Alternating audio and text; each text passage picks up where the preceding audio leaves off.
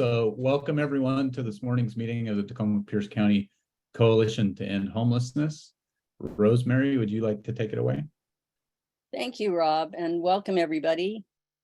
Welcome to our open table where we come from different experiences and perspectives to learn about resources and actions responding to homelessness in Pierce County, and where we renew our commitment to policies and actions that promote safe and secure housing for all.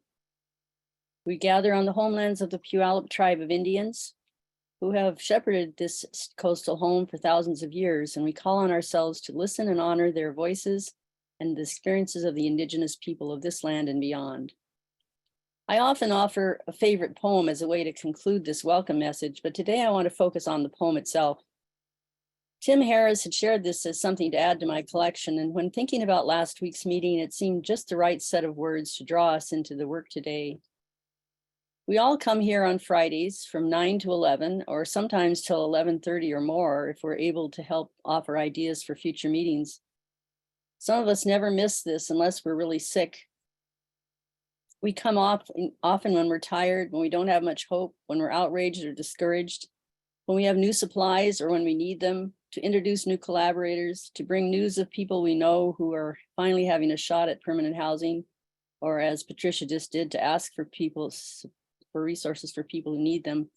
We learn a lot, we listen a lot, and sometimes we get pretty hot about things.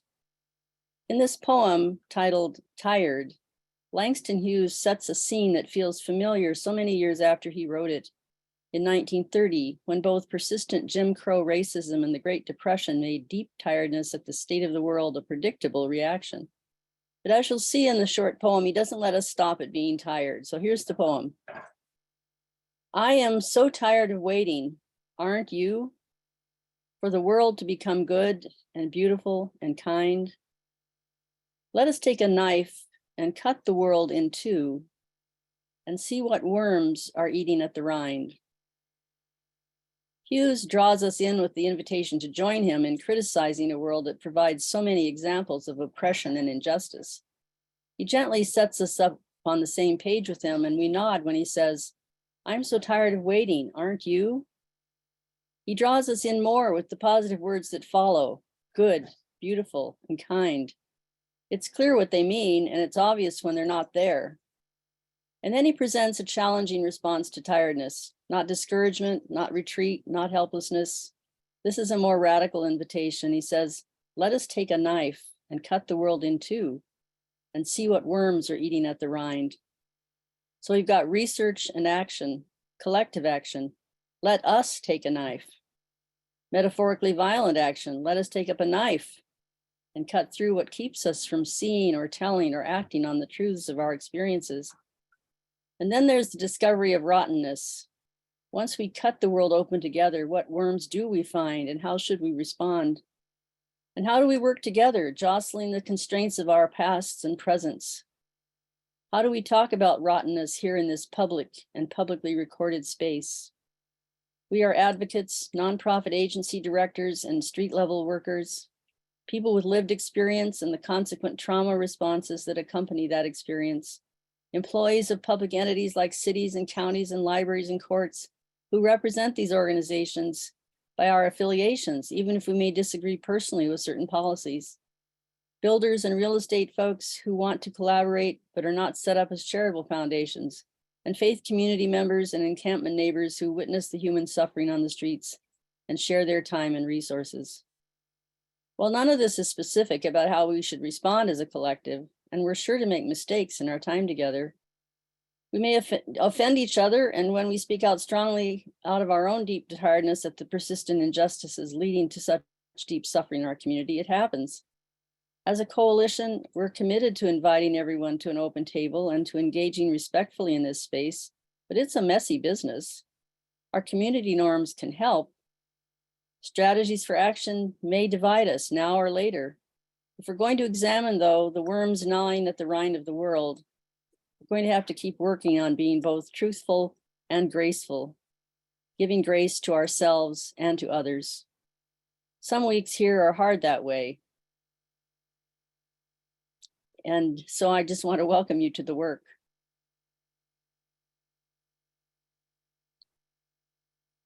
So the other part of this time, beyond what I say to try to inspire myself and all of us a little bit, is to go over the norms we follow when we're meeting in this space. And the Zoom norms are pretty easy to say. We ask people to use your raised hand function when you want to be recognized, to keep yourself on mute when you're not speaking, and to stop your video if you're doing anything that might be distracting to others. We also use the chat to share information, make announcements, and contribute to the discussion. And I just want to remind everybody that these chat notes are posted publicly on our website. So whatever you say that isn't in a private conversation on the chat is something that others would have access to. And I just want to make a brief comment about that. It's hard to provide context and nuance in the chat. And while we should ask questions, and in fact, we should ask hard questions, there's little space to have dialogue with everyone. So having private chats about some things can help. And it can also be a good idea to identify a trusty colleague to share a response we have, to check out how we might share it so it could be heard. We may soon have a few coalition members willing to serve as trusty colleagues like in that way. And we're also thinking about offering some other opportunities for in-person conversations where people could explore issues in more depth than we're able to do here with the number of people and the time we have. So more about that at another time, but looking briefly at the community norms, and they should be in the chat. If you just joined, you might not see them, but Rob hopefully has posted them. I just want to read through those today and just remind us again to think of them as we communicate with one another. To lead with a racial equity lens, paying attention to the things Langston Hughes is saying in ways that may go beyond some of our experiences, to be aware of power dynamics, who talks a lot, who talks not at all. To challenge concepts and not people. This is part of what that poem, I think, led me to think about is, how do we do this, allowing for the deep emotion and the experiences we have in ways that challenge the concepts behind those experiences, not the people who necessarily may be communicating a message. Listen to learn.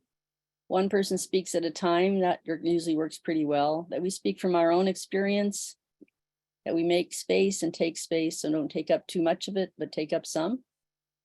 We assume best intentions and yet take responsibility for impact. It's not enough just to say, I didn't mean it. You have to really think about how we say things and how they may impact others. And then to be aware of the time and the agenda. So those are our norms. And if you're interested in exploring more how we might be clearer with one another and set up some ways to be helpful, the governance committee work group will be talking a bit about that. So now is the time for anybody who's new after all that possibly scary stuff about we're going to be, complaining about each other sometimes. Anyway, at this point in time, we really want to welcome everybody who's joining us to see what we're up to. Who maybe hasn't been here for a long time or never has been here, but wants to see what the coalition might be about. So, or people who are going to be speaking during in the event, so we know that you're here. So just anybody who would like to introduce yourself. It's not a time for a long introduction. And if you do want to speak with us at length about your group or work, we do have a way to do that, and we'll communicate about that later. So anybody just raise your hand and Rob or I can recognize you for an introduction.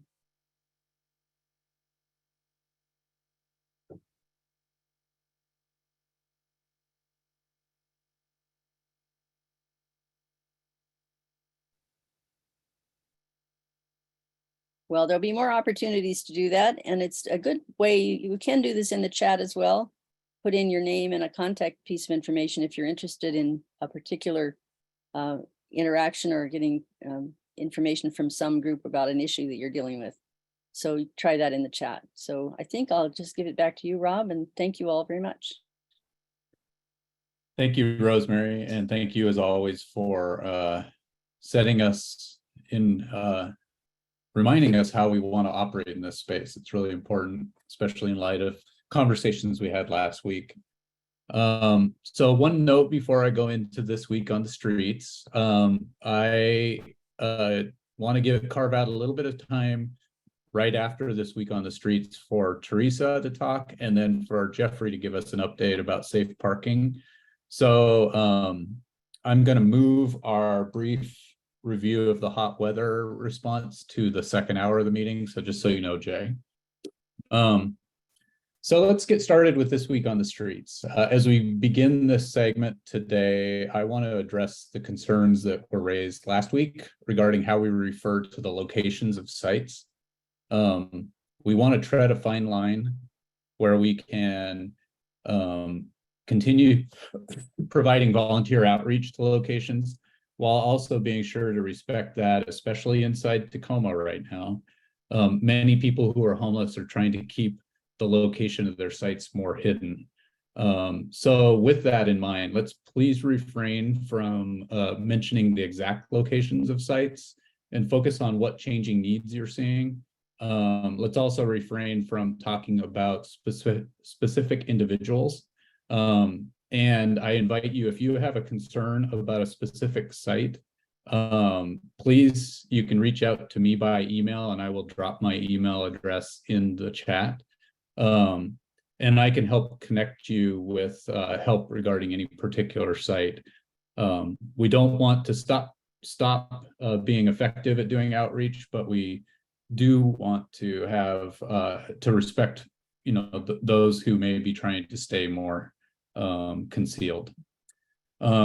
So this is an opportunity to share what's happening on the streets and what you've seen changing. I know Caleb, you wanted to say a word before we get started. Yeah, thanks, Rob. So just in terms of the conversation last week, Matthew was able to give me a heads up and I got to review it. There were a couple of things that were mentioned just in terms of information that we gather. It should be noted that when the city is on these calls, so specifically Matthew and ourselves, we do not take this information and just pass it on to whomever or anyone actually. We are very mindful of things that are shared here, and we are not quote unquote spies or cops that are looking to see if we can use this information to target individuals. We believe in both the freedom of all individuals and that right to privacy, regardless of their housing status. So we are very mindful of that. And we want to be able to respect people. The goal of neighborhood and community services and the goal of the HEAL and outreach team is to get people housed. We want to get them in a stable situation. We want to get them into shelter and we want them to get them housed. So we have a particular way that we go about that. And at times we may not agree as a coalition or as a city or whatnot. And I'm always happy to talk about the process in which we engage folks. In which the HEAL does. I would like to, one thing that was mentioned as an opportunity to talk about before, if you wanted to share about specific locations, is to check the 311 database. That is public information. So you can see all of the reports on any encampment or an individual that might have been requested for outreach through that database. And I'm actually going to put that in the chat now. So that you guys can see what type of action probably has already started to be taken moving forward with outreach, actual request of outreach of locations anyway. And typically if those are within that camping ordinance, we've already posted for 2 weeks. So they're typically a day, 24 hours to 72 hours, excuse me. So 1 to 3 days. And then we ask people to move from those specific locations. And that's usually the process now if they don't want to access services for that outreach. But if they are outside of that ordinance, that 28831, then it's typically at least usually 2 weeks before we do any removals. And we do try to do extensive outreach there. We partner with our contract services with Tacoma Rescue Mission and CLR under the direction of that HEAL team. And so that's just the idea. That I just wanted to make sure that was as clear as possible. I'm open to questions or other concerns that you have if you wanted to address that, but please let me know. All right, thank you, Caleb, for sharing that. And let's jump into what folks are seeing on the streets, and in particular, any particular needs or items that you would like to share. Related to what's happening on the streets. For a little context is, we mentioned We've had hot weather earlier in the week. Thankfully, it's cooled down now, but there's still plenty of needs and plenty of folks who need help. So what do folks have to share? And you can just raise your hand or use the raise hand function. Either works. Yeah, Dr. Jarvie. Hi, I'm not sure if you guys, a lot of you other organizations who are working in the Hilltop downtown area, but I just wanted to mention just a memory of a homeless person named Spencer. He passed away about 2 weeks ago, and he had been kind of a regular in our Shield Center offices. He would visit and get food, and he would chat with our receptionist, and he was a very special person, and we will miss him. And I just wanted the people to know that we've lost another one. Thanks. Sad news. Sorry to hear that. Anyone else with an update of what they've been seeing this week? Yeah, Sally. So midweek, in the area that I go, there was a lot of visible drug use. It was as if somebody had popped in with a big supply and it had gotten out to everybody. That has tailed off some now. People are moving around. Sometimes they're sleeping on the ground. Sometimes they're in a doorway. They move around area. So it's pretty hard to find people to give water to. So that's been a challenge. The other thing I wanted to do is I wanted to confess that last night I went to the City Human Rights Commission meeting, and I asked them to consider doing an investigation of the impacts of sweeps in terms of being a human rights violation of unhoused people. And Caleb and Matthew, this does not have to do with you. It's a policy issue. You are tasked with carrying out a policy that has impacts that you may not be entirely comfortable with, but it was not, my comments were not directed at the implementation. They were directed at the policy and the fact that when people go to the council to raise concerns, there is no response. So I just wanted to confess to that. So I wasn't on the streets, I was in the city building. And the reason you didn't know about it was because I figured if there was trouble, that was my trouble. So thank you. Thank you, Sally. And I think that's called good trouble. So Patricia? What Sally said is that there's a different part of like homelessness, which is unsud use. And what Sally said, that somebody comes in and drops off drugs and stuff, is exactly correct. Speaking from the street, that's what's happening. And that's also why the ODs are happening. And I'm just speaking from, I'm not, anyway. And that's a consideration to take in to get somebody help. It's not compassionate. I'm coming up on when somebody's asking for help and they can't get it. So thank you. Thank you, Patricia. And Jay? And I think there's another two factors to this. One is just like when it's a hot day, we want a cold beer. Addiction is the same with any aspect of what you're going to use. So you're going to want it more on a day like that to relieve the stress of the day or the change. Two, because of the sleeps, people are less likely to want to build a structure at all, if at all possible. I'm seeing a lot of people just lay down on the ground and sleep instead of actually pop up a tent. And that's one of the things that we're having a hard time with, is because nobody's creating a structure to stay in one spot.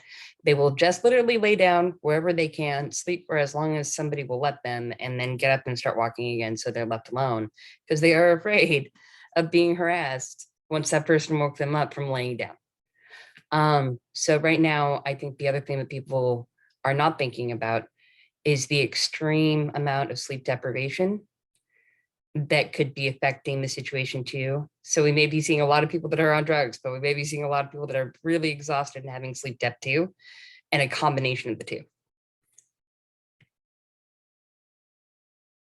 Thanks for that context, Jay. Anyone else who would like to share about what they're seeing on the streets? And Patricia, your hand's up. I presume that was from before. No, it's sort of a comment that I kind of want to look statistically, but haven't had time, is that I feel like the heat metabolizes those drugs quicker. And the effects of the heat does affect people, because if they're doing their drugs or not drinking the waters and so forth. Just kind of, that's just my mind, and I'm just throwing it out there. Thank you. All right, and Jay?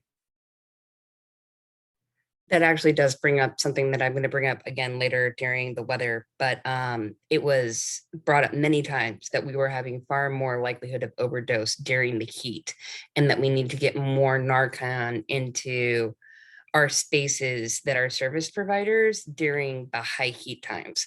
So we should probably work on getting connected more with Needle Exchange on that, and try to push that into more community areas like libraries, schools, things like that. I know we don't want to hear about schools, but the reality is teens push and experiment all the time. And Marcus. Good morning, everyone. Our outreach team has observed pretty much everything that's been shared, but I wanted to highlight especially, I think Jay just did it, overdose. I drove by, it was after hours, drove by a location and someone is sitting in the heat, and it appears that we're having a combination possibly of heat exhaustion and overdose. People were gathered around. I didn't have any Narcan with me, and it was at that moment nothing that I could do. Somebody had already called 911, but it seems like that is going to be something we'll be seeing.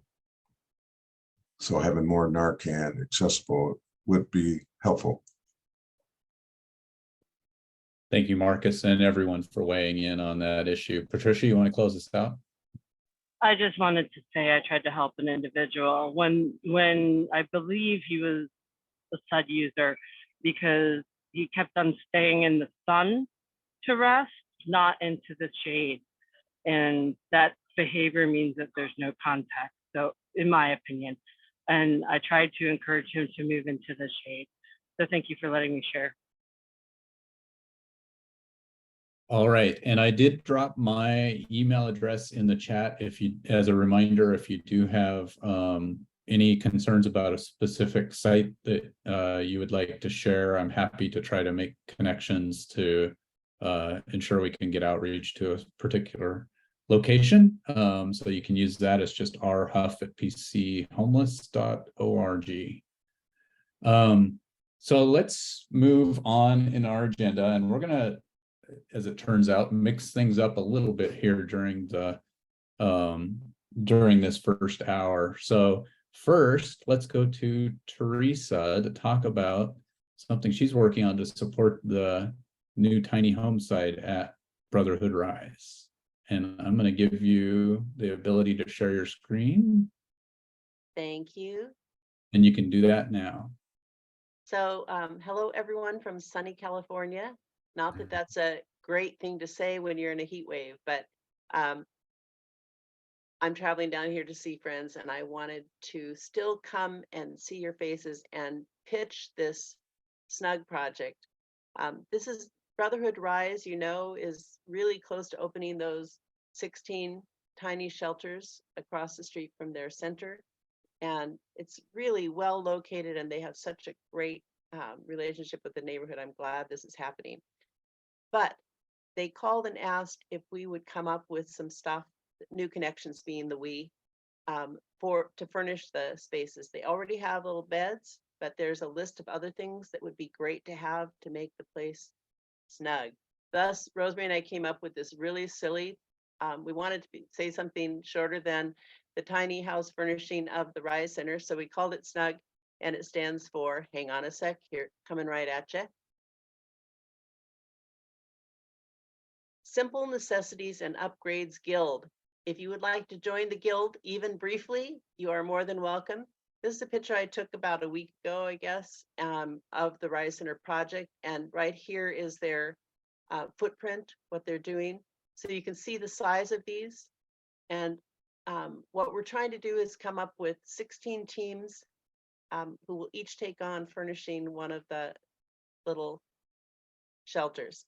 We already have 7, which is great. That's before I even started advertising it. So my family is keen on this and friends are keen on this. So let me show you this other, whoops, sorry, need to do this first. I'm going to show you the list so that you can see that it's not that big a deal to pull this off. Come on, Teresa. Technology. Yeah, it's just that I had these queued up, but then oh, here it is. Okay, Sharon with you, right?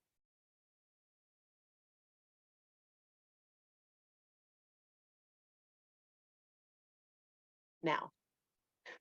So it's a matter of getting, and we have this little in the yellow here, and I'm going to post both of these into the chat as soon as I'm through, but we really do ask that you seek gently used items in good repair. And we encourage you to bring things that you already have or that your friends give to you. And you can contact Rosemary, her email is there. If you have trouble finding one of the items, we're trying not to be heavy on the supply chain, but heavy on the gifting and reusing things that have good use left in them. So this is the list. This is our wish. I'll put it in the chat, and I promised Rob I'd keep it short. It's hard for me to keep things short, but I'm missing you all, and I will see you when I get back. I'm going to post this, and then I have to head out. Take care. Thank you. Thank you, Teresa. And then we also wanted to carve out a moment here for Jeffrey to share some news that he was passed last night from the city of Tacoma. Good morning, everyone. I do want to put out a nice applause for Caleb for his due diligence in trying to get this done. And we do have the safe parking temporary shelter checklist, finally. What they did was they split it up between, you can do this without getting a permit, and if you do this, you need a permit, which is precisely what we needed to cut any confusion over the need for a permit or not a permit. The nice thing is, for not needing a permit, no earlier than meeting at 6, and they got to be gone by 8 a.m. Quiet hours 9 p.m. to 7 a.m. No open fires, and portable wash stations and coordinating food service and that kind of thing is okay without need for a permit. The idea is they're using your parking lot, not your buildings. And at the point that you have to start using your buildings and you have to have a security team and add a bunch of other things, infrastructure, that changes. That becomes a need for a permit. My understanding is, and I got this directly from Allison, they will do everything they can to move permits along quickly if needed. But let your churches know, hey, we now can do this. And if you have any questions, please refer to me. And I will pass this on to the whole coalition, a copy of this, so that we can pass it on to all the churches. This is really a big step. It's a huge step in what we can do as a piece of what we can do easily to help with the homelessness situation. And the churches have been waiting for something like this. To have the permission, so to speak, to actually do something and not have to worry about pushback. And so this is a really a big thing. The city of Tacoma stepped up on this one. Thank you. And if you have any questions, let's use the chat, although I do have to leave in an hour or a half hour. So, but I'd willingly take questions at this point. Thank you. Yeah, thank you, Jeffrey. And Bob, you had your hand up briefly. Did you want to say something? No, thank you. Just confirming, Jeffrey, I believe you said it was City of Tacoma, not the county side. Correct. So yes, This is the safe parking network from the county, right, but within the city of Tacoma. right. Yeah, we'd love to have that to be able to discuss it with the city of Gig Harbor. Thank you. I would be happy to pass it on. I was about to say that, Bob. Yeah, and if anybody's in Lakewood or Puyallup, I'd be happy to come talk to them. Caleb, is that checklist going to be posted on the website somewhere soon? Yeah, we are just getting needing approval from MCO to post it, but it'll be posted on our temporary permitting sheltering section. And I'll make sure I send that out if I get a approval now or early next week to the all listserv. Sounds good. And please feel free to share it as much as you guys can. Will do. And Courtney. Sorry, I had to pull myself out of the chat to get to the screen. I was curious if I heard you say, Jeffrey, that a permit isn't used unless they're using their building. So I'm wondering if building use in this context includes like a kitchen, or if building use is more specific to building use as a shelter, like once people start sleeping in, they need a permit, or do they need a use? Okay, to clarify, if the campers need to use the building like a shelter, it becomes a permit issue, because you're going to be using some of the infrastructure in order to shelter people. The idea with the parking lot, just the parking lot, you have to have a permit to have a parking lot, number one. And so we're working under that permit that's already been supplied. I'm still not sure if they need a permit if they let people in to use their bathroom and their kitchen. No. The bathroom they can use, the kitchen they cannot. For fuck's sake. Well, thank you. Well, I mean, there are moves. Not at you. Yeah. There's ways we have to negotiate sometimes, and we always try to negotiate from strength, but there has to be some compromise. Yes, Jay. Just remember, there are things like the church can make a meal and have it separate and bring it. They don't have to use the facilities. By doing so, we can feed people and avoid the shelter capacity. So there's ways around those things that are okay. Like, hey, I can heat that up for you, but you can't come into the facility. There's 1,000 ways that we can make that work that is applicable and helps people work through that. Absolutely. Thank you, Jay. This document does provide the information we need to help the churches do what they're called to do. And I want to thank the city of Tacoma for listening to me, and thank Caleb for pushing them to get this done. Thank you, Caleb. Thank you, Jeffrey, and everyone for that conversation. Let's shift to our next item on the agenda, and I've invited Ty Moore from Tacoma for All to join us to give an update on the tenant Bill of Rights effort. So Ty, you can take it away. Thank you so much, Rob, and everyone for having me back to, give you a little bit of an update. I think we're at an exciting, if also challenging point in the campaign. I mean, on the broad strokes, we need to get to qualify the Tenant Bill of Rights Initiative 2023-01 for the November ballot. We need about 4,100 valid Tacoma voters signed on the petition by mid-June. And we already have well over that in terms of petition signatures, with about a 70% validation rate in our own internal audits, which is good. And our goal is to by mid-June to have, we're ramping up, we're getting more signatures per week than we've gotten at any point. Our hope is to have well over 7,000. Our kind of top target is 8,000. We'll see if we hit that.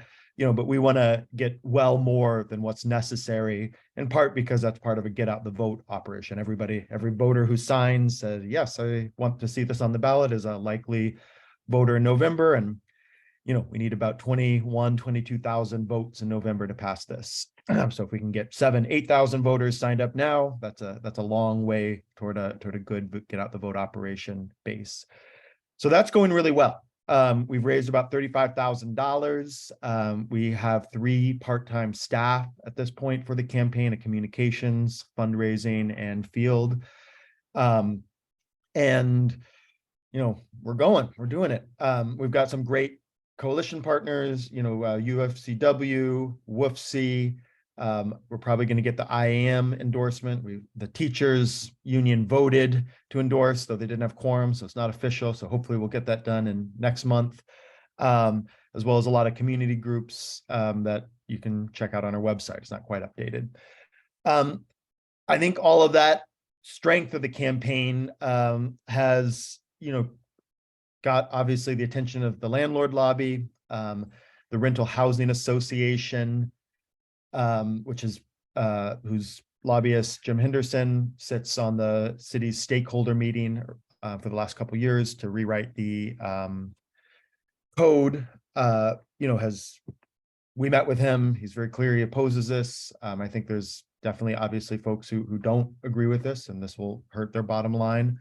So there's been a lot of activity in City Hall, from what we understand, of discussions and pressure. And long story short, few weeks ago, the mayor and several city council members asked for a meeting with us to, what we learned was to, in their proposal to negotiate a compromise that would point, that their hope would we'd all reach, agreement and a 9-9 vote and not submit our signatures to go to the ballot in November.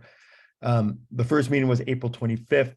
And we, said, absolutely, we'd love to meet if city leaders are prepared to pass a robust tenant rights policy. We're open to discussion around the details, but we would absolutely welcome that. But we also said at that meeting, and they didn't really lay out what their compromise was a couple of weeks ago in detail, but they just to see if we were open. And our attitude, though, was also that we think we can win in November around the Tenant Bill of Rights. And so that, if they were putting forward a significantly watered down version alternative, that we would, be unlikely to accept that and view that more as a gift to the landlord lobby and less a, way to advance tenants' rights. So we met with them again Monday this week and got some more detail, though it's still not clear what exactly this alternative is going to be. I mean, to be clear, the city was independently of us working on changes to the rental housing code. They published that. They published their 5 policy changes back in March, before our campaign really got going. I think that was totally independent of us, not a response to our campaign. And we viewed that as mainly complementary. Like most of those 5 policy changes are things that are not covered in our Tenant Bill of Rights. It'd be good. There's a couple areas of overlap where, their requirements for notice of rent hikes, I think, is weaker and more complicated, sort of a tiered system, as opposed to sort of just, 6 months for any rent hike. Tenants need to know to plan their financial futures. They have $75 cap on late fees. We had $10 cap on late fees. Like Seattle, Burien, and Auburn have done. So, you know, there's some differences, but overall, we didn't see that as an alternative or competitive. We saw that mainly as complementary. But what's clear is that now they're coming back in a rapid fashion and trying to bring forward a more developed sort of alternative policy that does overlap with ours in a much more developed way. And I won't get into the sort of policy details here, but you know what became pretty clear is that they're not looking. It doesn't seem like eviction protections for students during the school year, economic eviction protection, or cold weather economic eviction protection is on the table. They're talking about means testing for the relocation assistance, and it wasn't clear where, what the cutoff, how, you know, who and under what conditions people would qualify for relocation assistance. There was a number of other areas where I think there's significant divide. And for us, means testing, you know, it's not just on this, but in a lot of things, you know, even the people who would qualify, the very poorest, often aren't able to jump through the hoops and don't actually get it. And then also, you know, 50% of Tacoma tenants are rent burdened. And so any means testing at like 30% AMI, they didn't specify, but often that's what it is, would, you know, exclude many people who absolutely do need, who are in very difficult conditions with their, you know, amount of money they have to put aside for rent. So like our UFCW, these are UFCW is one of the biggest partnerships, grocery store workers. These are union workers, union contracts. They're sleeping, some of them are sleeping in their cars, they're sleeping in coworkers' couches. You know, most of these people would not qualify for the relocation assistance, but we've heard tons of stories from these union workers about, you know, their impact of housing instability and the help that relocation assistance provide. Anyway, that's the long and short of what's happening. They're trying to, their goal is to have a alternative policy on the table by May 25th, next Thursday. So we'll learn more soon. And, you know, what we have said is we're going to have how will we make a decision whether to accept the compromise or to turn in a ballot? We're going to not have it as a small negotiating room on June 11th at Common Good. There's going to be a big community meal and music that Common Good First United is providing at 4 p.m. And then at 5 p.m., we're going to have a Democratic Action Conference where we're hoping to get 150, 200 people, anybody who signed, any coalition partner, any volunteer, have a discussion, open public debate. We'll invite city officials there if they want to come present their case. We'll invite the landlord lobby to come present their case, but we'll have a vote of anybody who's got sort of some skin in the game in this campaign to decide whether to turn the signatures in or whether to accept the city's alternative proposal. So that's where we're at. We're asking people to send letters to the city right now. This week, we've got over 150 letters already sent in. We're hoping to get close to 1,000 by the end of May, saying, please pass the full tenant bill of rights, not a watered down alternative.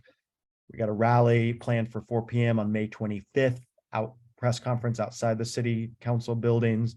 We've got coalition and allies sending letters and trying to, you know, weigh in, because I think this week is crucial. And I think there is debate in City Hall about what exactly this will be. So I think our pressure can make a big difference in the coming days. So sorry if that was a little long, Rob, but that's what I wanted to present here, and definitely open to questions or thoughts or comments.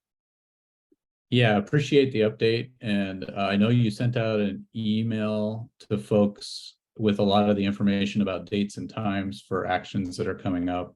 You may notice that Betty asked in the chat if there's a flyer related to this bill or a web link that you can provide that would be helpful to provide that background.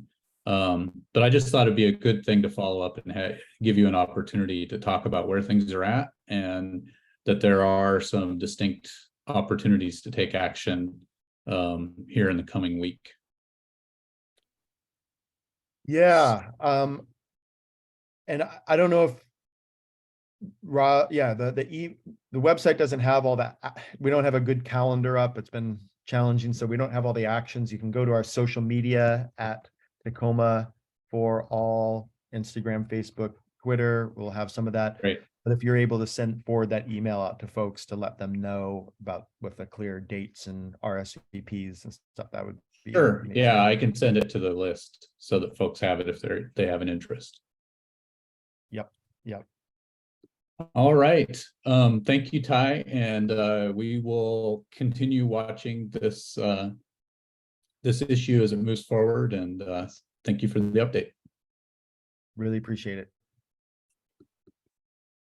So the next thing on our agenda, I'm playing around again, so I'm not going to come to you yet, Timothy.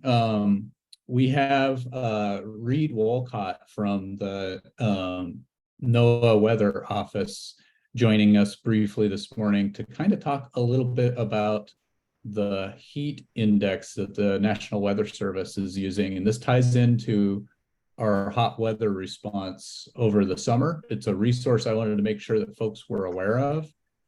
So Reed, I'll let you take it away since you're on a timeline.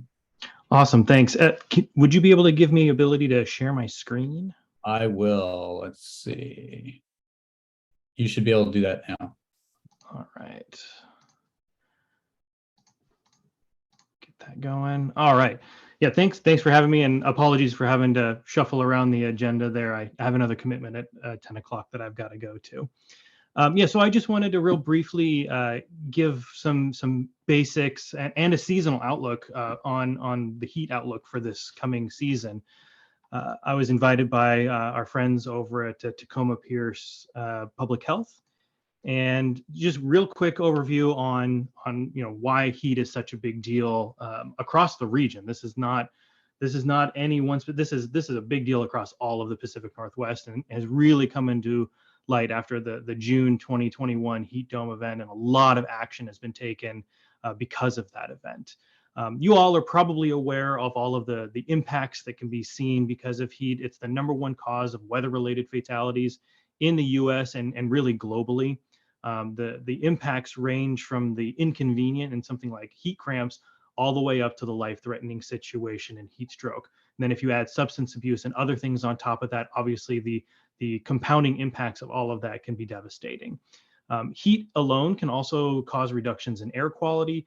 It can damage other pieces of infrastructure through thermal expansion, roads, bridges, telecommunication lines, power, all that kind of stuff, which obviously can then cause additional cascading effects when you can't find any place that you can cool yourself. It can increase demands on power systems overall. That's so far less of an issue in Western Washington than it is over in Eastern Washington. But as we go forward and there are more demands on our power grid through electric vehicles and air conditioning and all of these sorts of things, we do expect that increased strain on our power systems become more and more of a problem as we go forward. Heat can also increase our wildfire danger across the region and cause other longer term impacts on agriculture, aquaculture, etc. But in our urban areas, one of the things we're most aware of and see impacts from is what's called the urban heat island effect. And this is where we have areas of significant warming due to urbanization and human activities. So in 2020, Seattle and King County did a heat island mapping project. And what I'm showing here on the screen are some of the results from that, showing the difference in temperature between some of our urban areas and especially industrialized areas and the surrounding rural areas. And the blues here are kind of normal temperatures in our rural areas and forests, et cetera. And then especially the brighter red areas are areas where we have heavy industrialization, and also happens to be where a lot of our unhoused populations live, or the lower cost housing is located at. And the temperatures in those areas can be 10 or more degrees hotter than the surrounding rural areas. And that effect is even more noticeable during the overnight hours. And everybody remembers what happens in 2021, but 2022 was nothing to laugh at either. These are just some sampling of records that I grabbed for SeaTac. We set a record for the number of days above 90 degrees at 13 total days. That has never happened before. The normal number is 3. So this is quite remarkable that we had 13 days. There were 6 consecutive days at or above 90 degrees.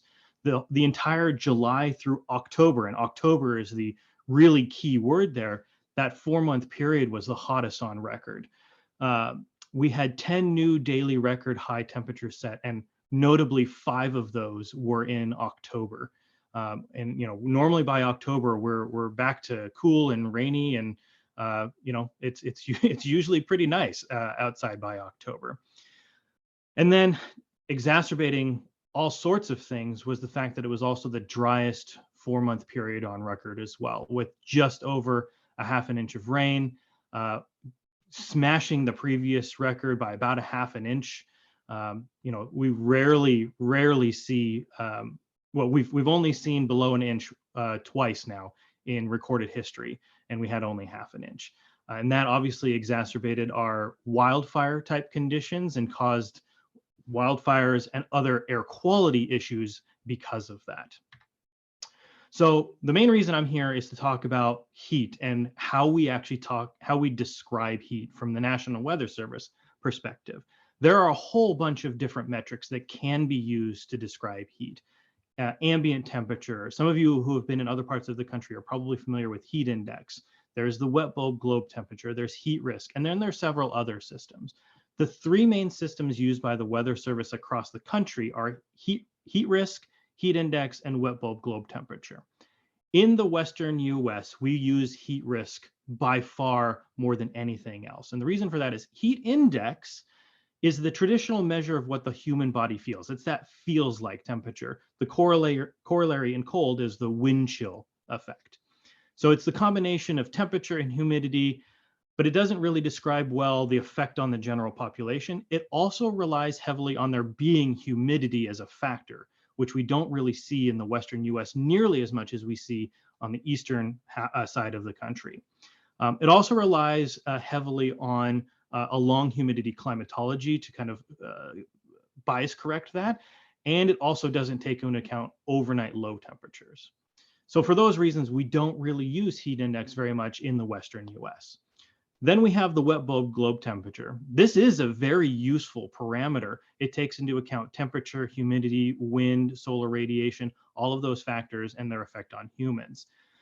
The problem is, it's very hard to actually measure. You need specialized instrumentation to actually measure it. And its thresholds are typically geared towards very healthy, physically active, and acclimated individuals. So it's very useful for military, athletes, marching bands, outdoor workers, those sorts of folks, but it does not apply well to the general population or those with underlying health conditions. So for that reason, again, we do produce forecasts for wet bulb globe temperature, but it's not our primary metric that we use to discuss heat at a general level. What we do use is the National Weather Service's heat risk system. And this is tiered just like the air quality index. If you're familiar with that, there's multiple tiers of potential activation levels. And this is meant to put heat into an actionable impacts-based context to provide support to decision-making at a very localized level. So what heat risk takes into account is the location. All of the blue dots that you see on the screen here are locations to which heat risk is localized. So if we have a red level heat risk day in Tacoma, and we have a red level heat risk day in Phoenix, Arizona, we expect the same level of impact on the population and on the health system, even though the temperatures might be 30 degrees or more different in those 2 locations. So again, it's localized to that location. It also takes into account the time of year, because we know that a 95-degree day in May will have much more significant impact than a 95-degree day would in August, because people aren't acclimated to warmer temperatures yet. So there's a curve through the year where our thresholds increase as we go towards the middle of summer and then start to fall again as we go into the fall. It also takes into account the daily high temperature forecast, the daily low forecast, which is really critical for locations that don't have air conditioning or those that don't have access to air conditioning. It also takes into account the event duration, because again, we know that a one-day event won't have as severe impacts as a multi-day event would. And then it takes all of those metrics and ties it back to CDC heat health thresholds to help identify at-risk groups at the various levels and potential impacts on the health system and the human population. So this is the metric that we use to drive our Weather Service heat-related watches, warnings, and advisories. And the output of heat risk are maps on a 2.5 by 2.5 kilometer gridded forecast. So we can produce maps like this. There's a web page where you can go and actually look at the heat risk forecast and drill down to neighborhood level impacts from heat. So what are we actually doing with this? Since the 2021 Heat Dome event, we've been working real closely with a lot of our public health partners to try to align the recommendations that come out from our public health to the heat risk system. Because what we found in 2021 was everyone was kind of messaging different things. No one kind of agreed on what the standards were for trying to outreach to unhoused populations or shut down school athletic events or open up general population cooling centers, all of those sorts of things. And so what we've been doing again is trying to align those strategies with the heat risk system. So this is an example from last year. This is now actually being updated for 2023, but this is an example of the recommendations, considerations from Public Health Seattle and King County. This document is then given out to the cities, the emergency managers, and other decision makers who are making these sorts of decisions. They can base their they can base their decisions directly from the National Weather Service heat risk system. And this is really nice because you have a much longer lead time with heat risk. Heat risk is available out to 7 days in advance versus our watches, warnings, and advisories. You might have a day to maybe 4 days in advance to try to make some sort of decision. So this gives you a lot more lead time and a lot more localized ability to make those decisions. So real quickly, before I end here, I did want to give everybody an outlook on what this summer is looking like. So the 8 to 14 day outlook, so this takes us through the end of May. We are looking, we're coming down out of our heat event from especially peaking Sunday and Monday. Coming down out of that, we're probably going to bottom out in the Sunday, Monday timeframe, but it looks like we're going to bounce off that and start to go back up again as we head into late May, reaching those above normal temperatures again. We've been above normal now for about a week and a half, and we're going to continue, we might bounce again down near normal and then right back up again. As far as the precipitation outlook during this time frame, continued below normal precipitation is favored. Looking out into the June timeframe, more of the same here in Western Washington. Above average temperatures, there's a slight favoring for that, and again, a slight favoring for below normal precipitation. As we go out even further, we look at that July, August, September timeframe, the core of the summer season, that above normal temperature signal actually strengthens across our area, which is not great news as far as heat concerns. And then we also see that below normal precipitation favored. And if we go out even further and we look at that early or late summer and very early or through the fall, we see that trend really continue. There's no signal at this time for us returning to a cooler, wetter pattern at any point in the foreseeable future right now.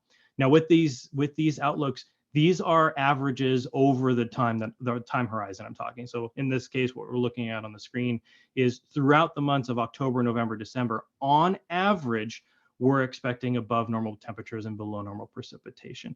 That does not mean every single day will be above normal temperature-wise and we won't have any rain. It just means if we take the average over that season, that's kind of the outlook that we're looking at.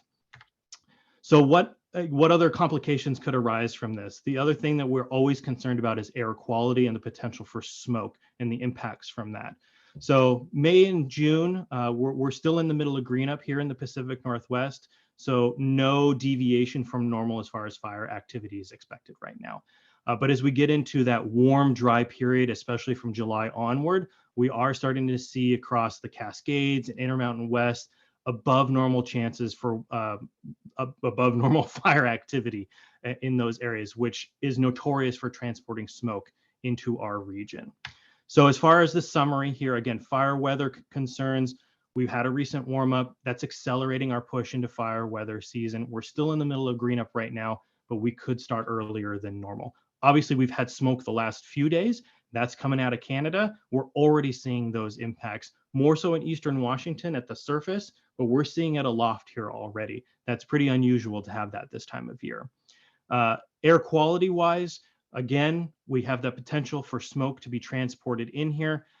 We may see a little bit less smoke from California. We often do get quite a bit of smoke from California, but they've had an unusually cool and wet winter. So it's going to take them a little while to dig out of that, and they may ultimately end up with below normal fire activity in that area.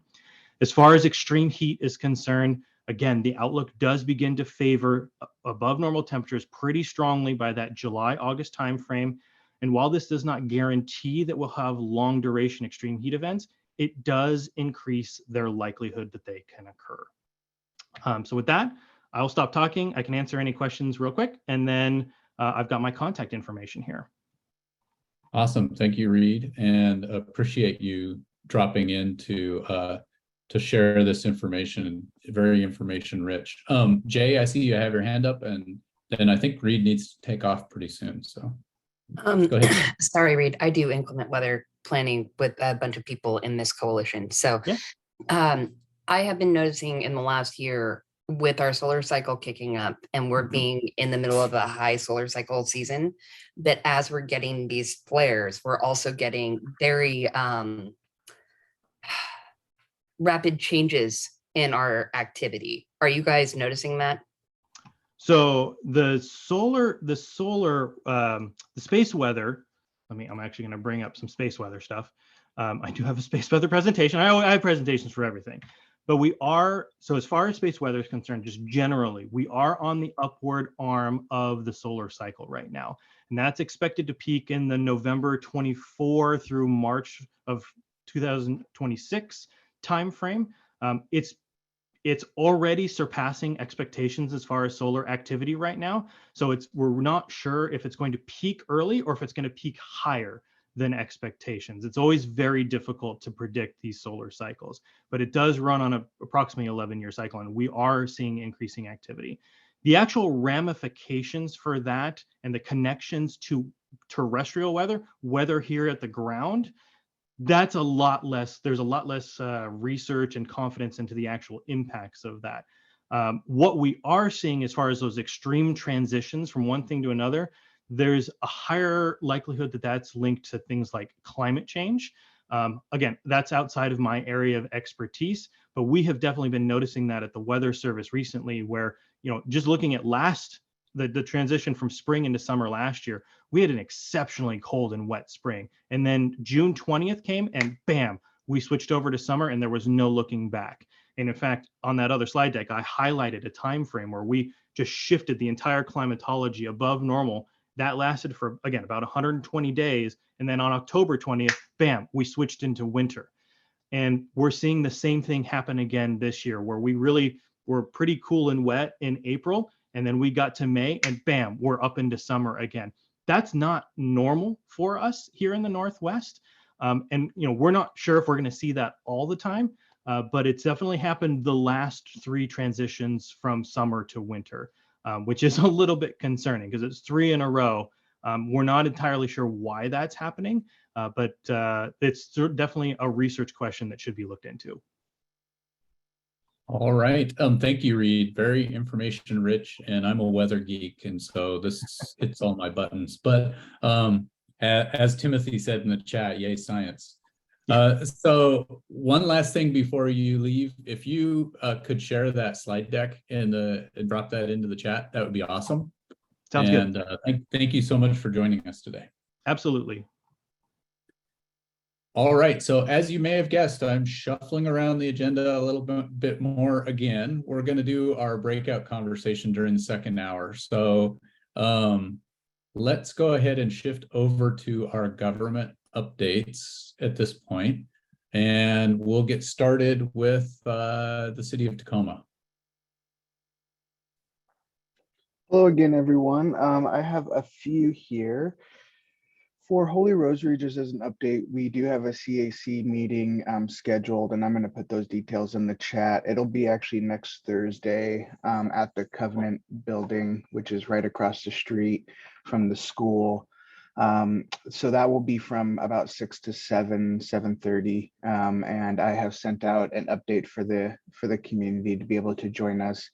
As a reminder, the Community Advisory Committee is led by the provider. So it is a time for the provider to touch base with the community to talk about some of the impacts that they're having with the shelter site there. As some of you might be familiar with some of the reporting, a lot of the impact is not necessarily with the shelter itself, but with other individuals that are surrounding that. And so the HEAL team has been trying to either help those individuals access that specific site because they hear safe parking at Holy Rosary. They think that just means they can go around Holy Rosary. So we just want to be able to be mindful of what is actually available for them at that location. So that's what the HEAL team has been able to try to do if those folks can't access that site. And again, I'll put those details in the chat as well. I know this was already brought up with the Brotherhood Rise, but we are getting very close. We are looking like maybe the first week of June is when we expect that site to actually be in operation.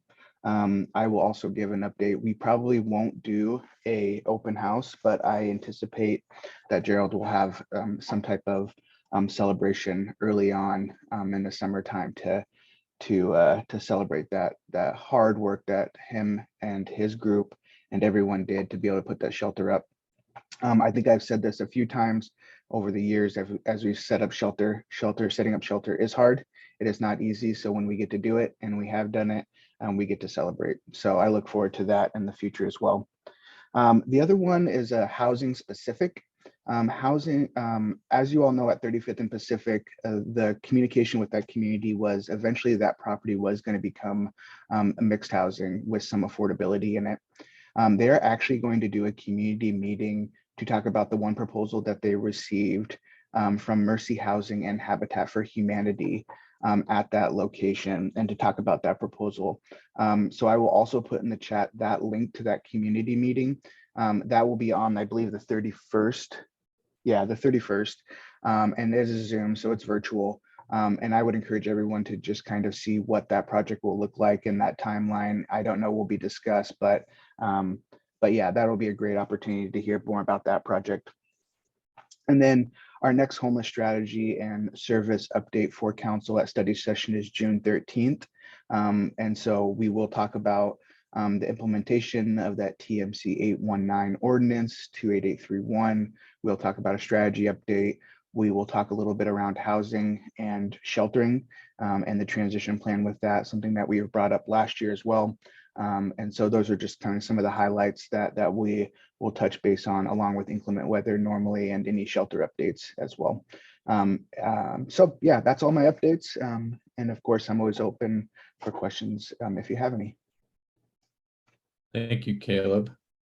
And I'm not seeing any hands go up, but if folks do have questions, you can drop those in the chat as well.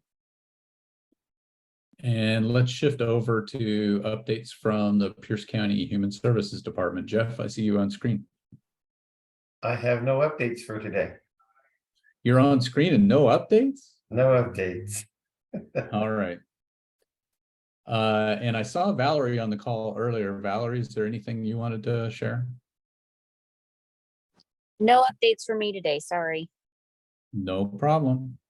Let's see. So let's shift over to any updates from the Tacoma Pierce County Health Department.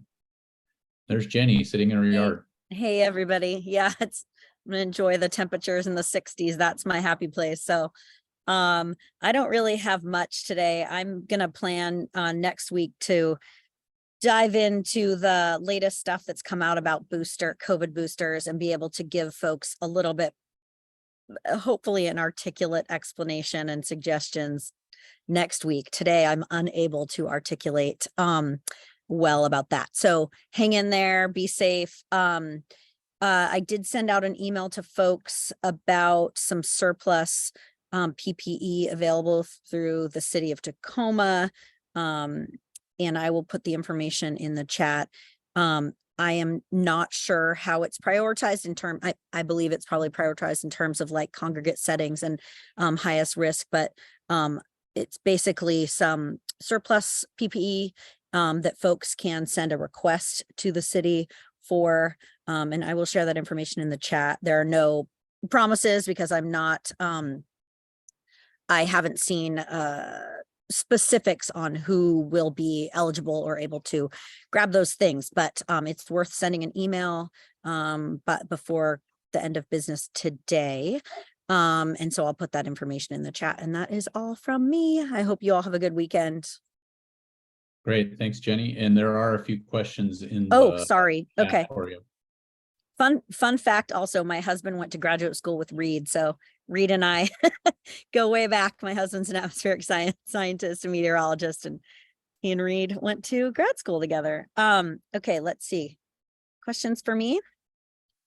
Yeah, so and you might just want to address them in the chat. Sure, There, I can do that. so Dr. Jarvie mentioned they may need a few fans and filters again this year. So okay. Touch base. Jay asked about how would Gig Harbor Coalition apply for those supplies. I think there's been some email around that. Yeah. Yeah, Jay, And I then- think we talked about it via email, but again, I can't say, I think it's worth just sending an email to the city, and I'll drop that in the chat.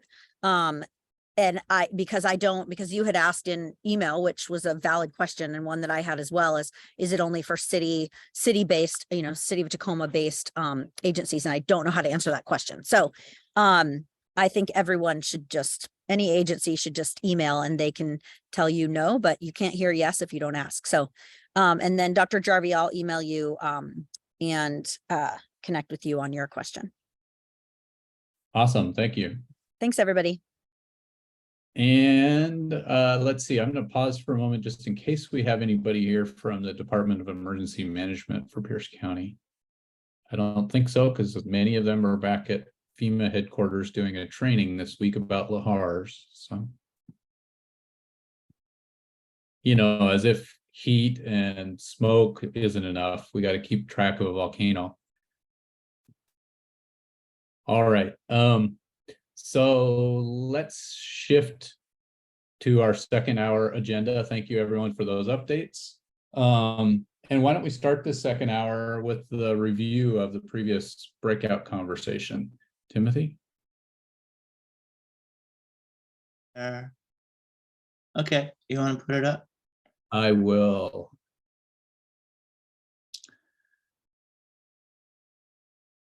So last week we were focused on, the outbreaks of harassment and violence against homeless folks that we've been seeing. So that's what we're talking about, different context about lowering the temperature during last week's discussion. So there was a lot of robust discussion on this, and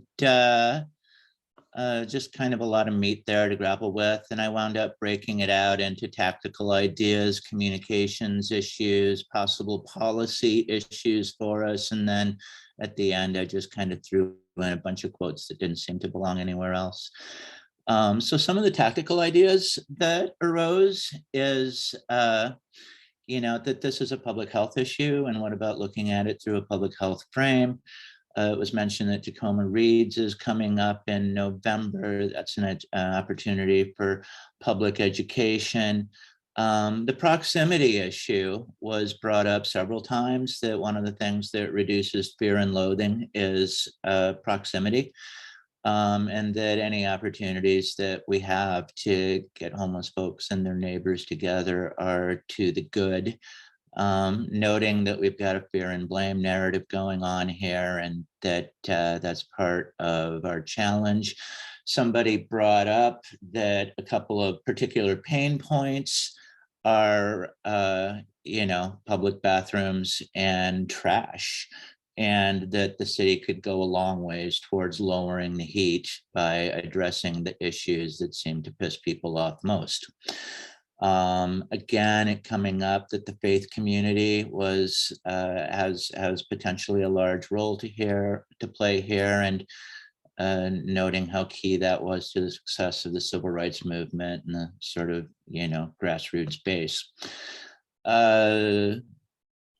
Seattle statute, looking at that, a number of comments about how we need more education, a very particular thing around the Paths of Homelessness infographic which we probably don't push enough because it is so very, very good. Some ideas around communication.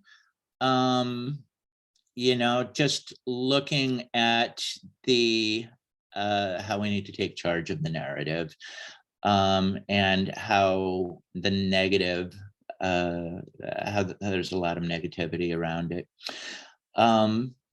Respect, people first language, the importance of intervening in conversations when people say shit that they probably shouldn't be saying. And some useful thoughts on the role of anger in all of this, constructive and not so much. And again, the importance of sharing stories in the overall project of humanization. And tip of the hat to the LEC there. And somebody brought up that debate again. And, we can all later on talk about the word homeless until we're blue in the face. A number of observations. Where am I here? Some possible policy issues. There's some interesting stuff that came up in here. Sweep surveillance, Martin v. Boise. People being pushed out of ERs without having sufficient support. The whole issue of community on the streets and how important that is and how our policies don't take that into consideration. Bringing up some of the issues that women and other particularly vulnerable people outside face. And a number of observations just sort of around the darker side of what's going on out there that we don't like to talk about so much, but are nonetheless important to address. Some of the observations that we're closing with is, Hoovervilles used to be something when the housing crisis wasn't so bad. And now when we really need them, we're criminalizing them. There's really some interesting observation about how stigmatization of homelessness deflects attention from perhaps a larger crime. People being scared on their sort of own vulnerability. Seattle just being named 5th most expensive city in the nation. Next door, culture of fear, some of the things that we're up against, and gave Frederick Douglass the last word here. So that's it. And looking forward to reporting next week. Thanks. Thank you, Timothy. And yeah, there was a lot of passion in the room last week for the conversation. So thank you, everybody, for bringing your ideas and concerns. So today, we're going to have a little bit of a lighter topic. We know that a lot of folks who attend these meetings are throughout the week reading and learning more about the issue of homelessness and how best to respond to it. And we thought it'd be good to spend a few minutes this morning just allowing people to have general networking time, but also to share links or just conversation about things that they're learning this week. As an example, I'm going to put in, oh, that's the wrong URL. I'm going to try to put in the chat here the link to the latest State of Homelessness report from the National Alliance to End Homelessness. Let's see if my technology works. So that's a report that came out this week that you can visit that website and drill in to what's going on here in Washington State and Pierce County, as well as neighboring counties, if you would like. The reason I point this out is an interesting one, and it's maybe this is something folks can talk about in their breakouts. It is very interesting information, but it's also based upon the point in time count. All the data in this comes from point in time count from January of 2022. You'll recall that Pierce County has released the 2023 point in time count information for Pierce County, so this is already pretty dated. It also, because it relies on point in time count data, talks about Pierce County and the status of things on the basis of the idea that there are only 1,800 people who are homeless across the county, which we know is not true.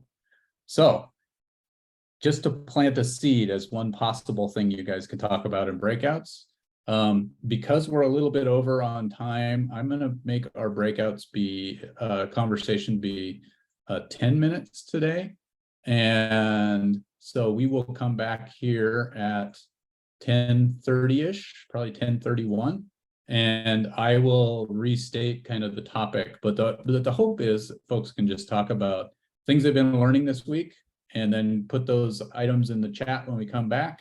And we should have some shared learning that Timothy can compile and share with us all for next week. All right, I'm setting up the rooms. We'll be back here at 10:31. Welcome back, everyone. I know that this was a very short breakout conversation, but I hope that folks were able to share some of what they've been paying attention to and learning related to homelessness with each other, and that some folks took notes in the breakout room, so you can drop them into the chat now. Information sharing is always the critical piece of getting together in this loose network to impact homelessness across our community and bring it to an end. So please drop those things in the chat, and we're going to move on to the next item in our agenda. And I think I'm going to go ahead and turn to Rosemary to give us kind of a brief review of how things went last night at the event where there was discussion of a reckoning in Boston. Thank you, Rob. Well, we had a small group at the Shiloh Baptist Church last night. They were very helpful in providing us with the space and great tech folks. And so it was a comfortable space to talk about the issues. And we had representation from all of the sponsoring groups, from the League of Women Voters, which I represented for this event, and the A. Philip Randolph Institute, represented by Sharilla Bivens, who's part of our coalition as well. And then Rob and I and others, they were there from, and Sharilla were there from the Homeless Coalition. So we had fewer than 20 people there, and it was not sure who would come, but I'm hoping many of you had an opportunity to watch the film. And just a couple of ideas. We had people who were willing to think about the film and speak from their experience and their orientation to the work. And we had a broad representation, really. I wasn't sure what it would be from the folks who had agreed to come and talk, but we had people talking about the problems with bureaucracy. We had people talking about environmental issues. We had people talking about trauma and Black women's experience of having to deal with the trauma in ways that other women may not. We had people talking about the importance of supporting one another. And the film opened with a quote from Socrates about looking at the city and the importance of creating a city, and does the injustice in the city or the justice in the city, is that reflected in the individuals who make up the city? So it was an examination of transformation in the movie itself and the potential for dealing with systemic issues of injustice. So some of the things that people there asked us is, when are we going to do the next one? And Cheryl and I both looked at each other and said, oh, I don't know. It was a bit of an organizing nightmare because of the way we set things up. But I know that you gave me some time here, Rob, but I thought rather than summarizing things for people, because we did have people commenting from their own experience, that perhaps we could just take a few minutes to have, if anyone watched it and wanted to make a brief comment, not anything long, but something that stood out for you, if you got to see the film, that would help us in summarizing the benefits of this. We did set it up as a way for people to meet each other who may be all active on issues that relate to making life more just for people who are economically disadvantaged in one way, or racially disadvantaged, or morally disadvantaged is another way to put for some of us that we may be. For us to meet each other so that we might have more opportunities for future collaboration. And I think that I can definitely say that with the Hilltop Action Coalition, that this is a group that I hadn't been as familiar with, but that is doing really good work, advocating for communities, issues like saving the playground of, I forgot the name of the play field now, Stanley Playfield. Stanley Playfield. It was going to be turned into a sports field for high school and middle school athletes with those kind of bright lights at night and fences and ways. And it's been an amazing playground for the local community. So that looks like it's going to not be happening, but took a lot of community effort and support for one another. So I just want to invite you for a few minutes, and Rob, you manage this for the time's sake, but anyone had a comment you'd like to make, either to raise your hand to make it or put something in the chat so we have a little record of how you experienced the film.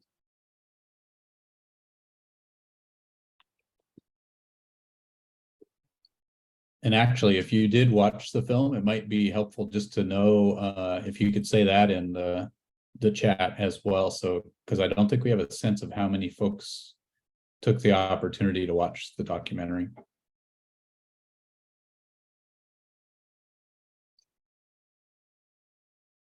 Well, of course, you didn't know you were going to be asked this, but just to say in terms of the organizing experience, it's the fact that the group that put on the streaming for us didn't make it live until the end of the day, early day on Sunday instead of on Saturday was another kind of nightmare for communication. So I'm sorry for that, but they at least responded by extending our time to watch it until the end of the day on Wednesday. In terms of still watching it, it's not available at the streaming light unless you try, and they haven't taken it down yet. You could always give that a try. I don't know if they've taken it down, but I will say that I purchased an activist copy, and I'm willing to share it with people who might want to show it either for themselves, or if you have a group or an agency that you'd like to share it with, that I can make arrangements to share that with you. So know that that's available, and I'm happy to do that. Monique, I see you're up for it, so you'll be the first.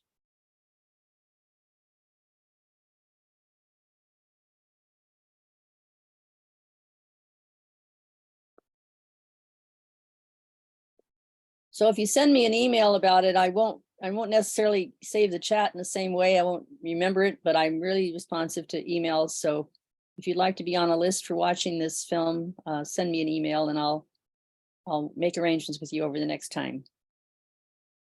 Thank you, Rosemary. And let's do a few minutes to kind of look at the response that we made to the hot weather that happened earlier this week. So Jay, do you want to kind of talk through this piece? Sure. Sorry, guys, that I'm not turning on my camera. I'm having problems with signal lately. So this last hot weather run, some of the things that we learned is that we are good at moving water, but we need to work on getting tarps and handheld battery operated fans and spray bottles and a few other things. It's really hard to help people on the move, so we need to make kits to provide for them.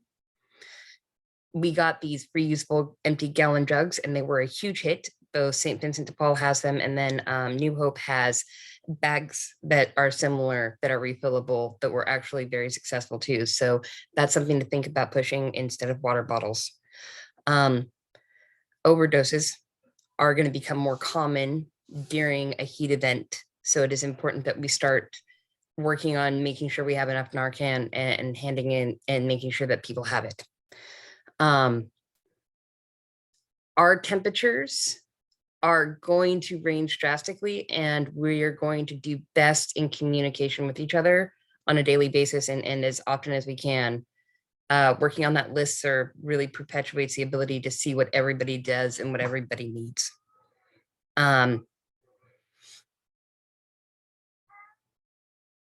Sorry, my cat's throwing a fit in the background.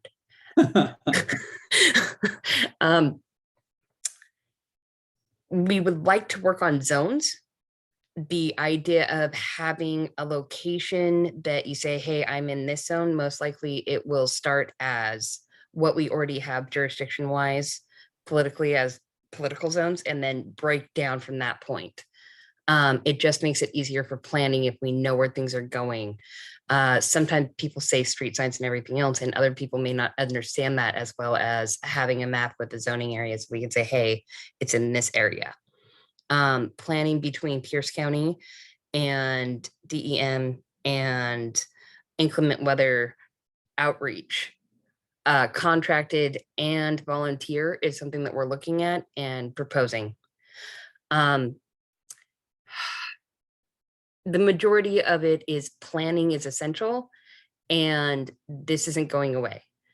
And so looking at other things like solar activity, skin is highly affected when we're having high solar activity, and hot days will feel even hotter with the extra radiation making it through our magnetosphere.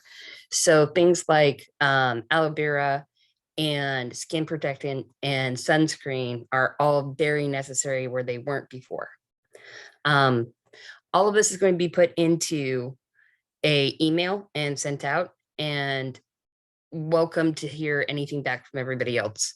We're setting up the data sheets, but it's really hard. I would, if you're, most people have a hard time inputting, please email the listserv. If you have anything, we'll put it in there for you.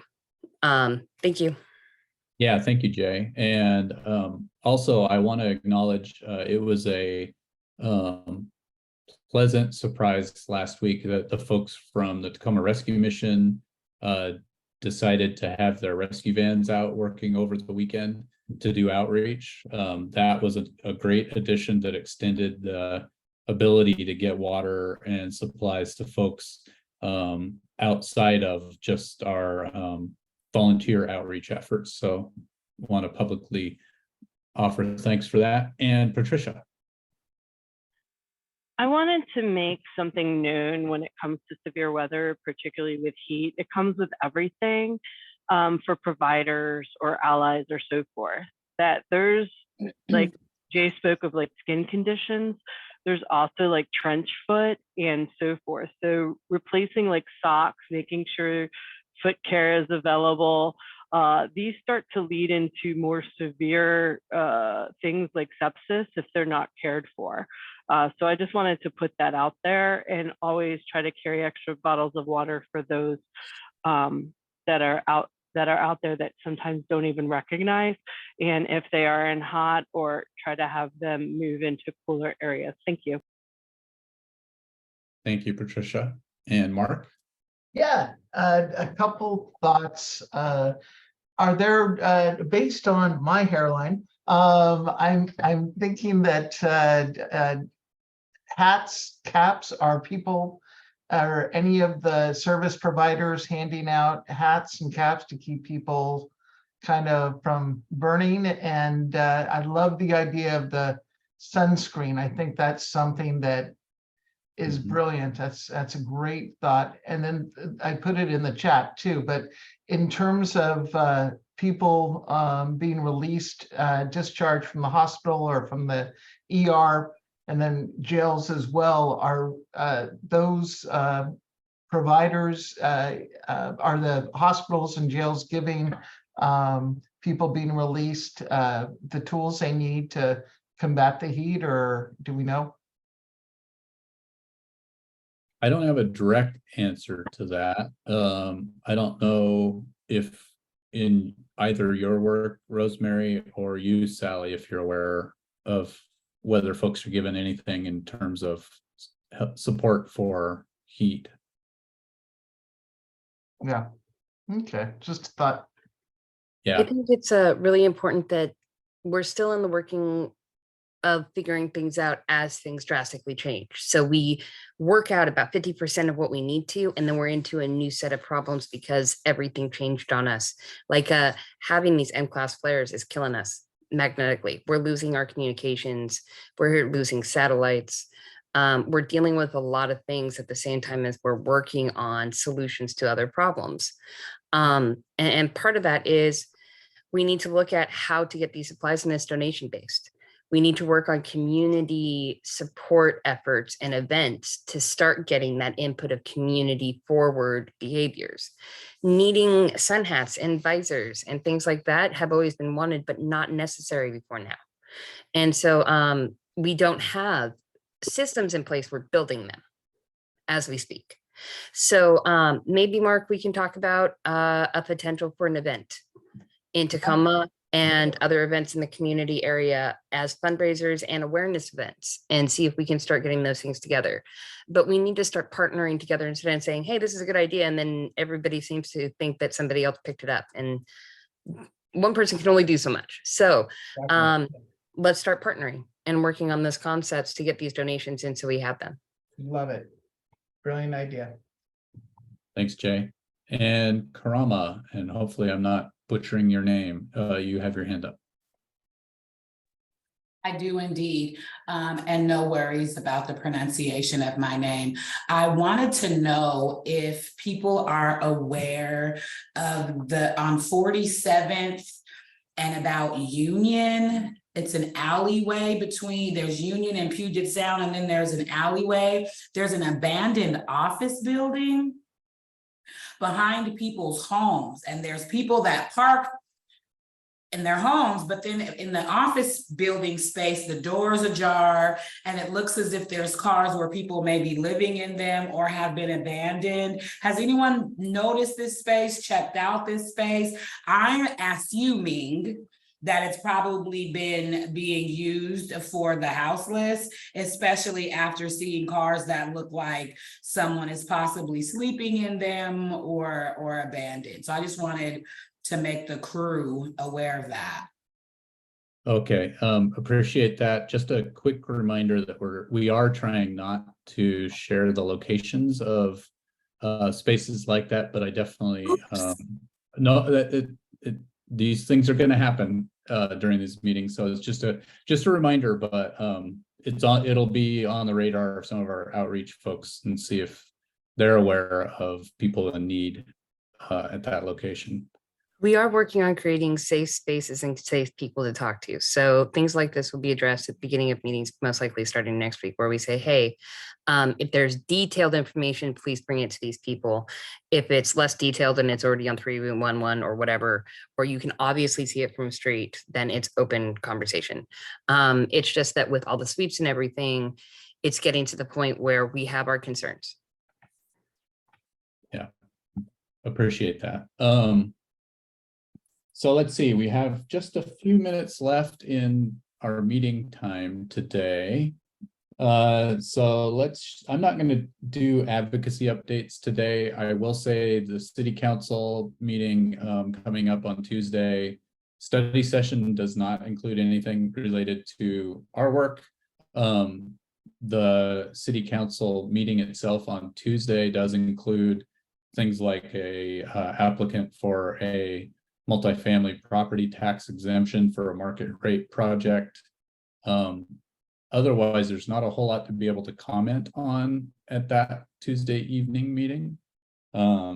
So let's shift over very quickly. A reminder about the Safe Sites for All meeting that will take place on Monday at noon. Jan couldn't be here today, but she wanted me to remind folks that that's a meeting that everyone is invited to. The link is on the homepage at pchomeless.org, and it'd be great to see people at that meeting. That does focus very much on safe parking, but we get into other issues, talk about the weather, impacts on people who are homeless, as well as how best to do outreach to sites during that time, Mondays at noon as well. So please attend if you have the ability.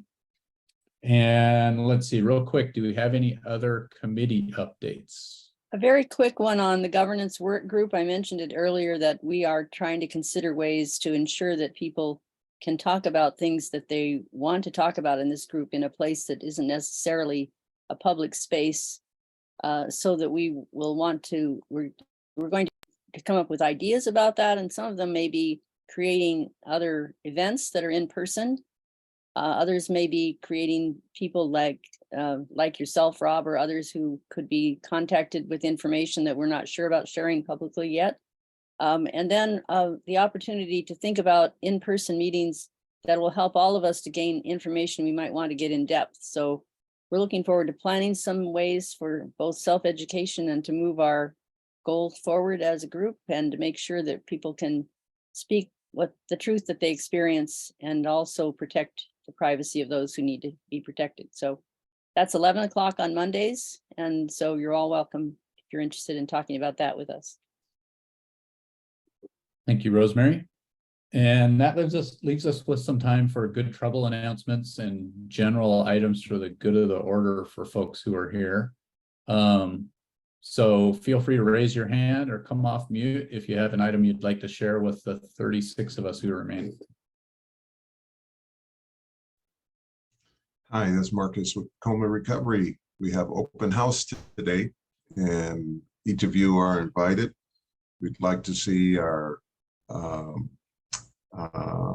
other organizations and agencies doing similar work. Stop by, see our new location, and let's see how we can possibly do some things together.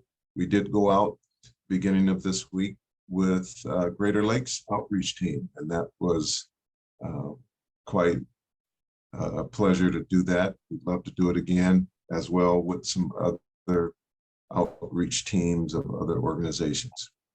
That's it. Our open house begins 11:30 to 3:30 today, 1321 South Martin Luther King Way on Hilltop. Thank you. Awesome. Thank you, Marcus. Anyone else with items for the good of the order?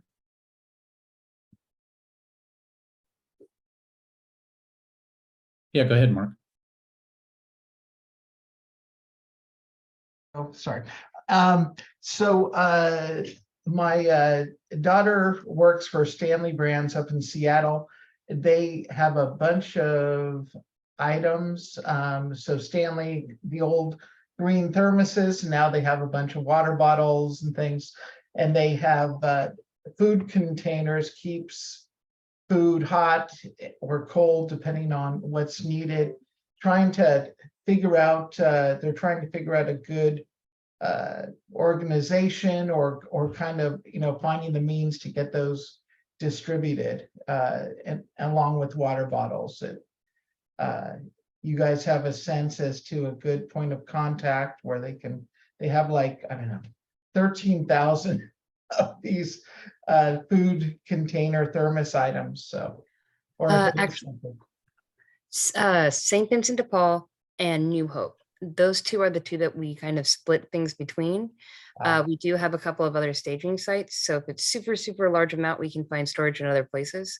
But right now it's St. Vincent de Paul primarily, and then we move it up from there. Perfect. Contact Dion at St. Vincent de Paul, and you can email her. She's usually on the list. Are you on the inclement weathers list, sir?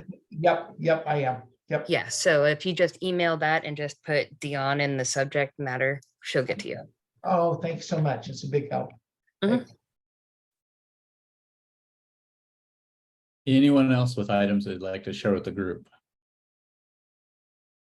I do want to remind folks that there is the opportunity to go through a training on how to administer Narcan tomorrow at the Tacoma First United Methodist Church on Tacoma Ave.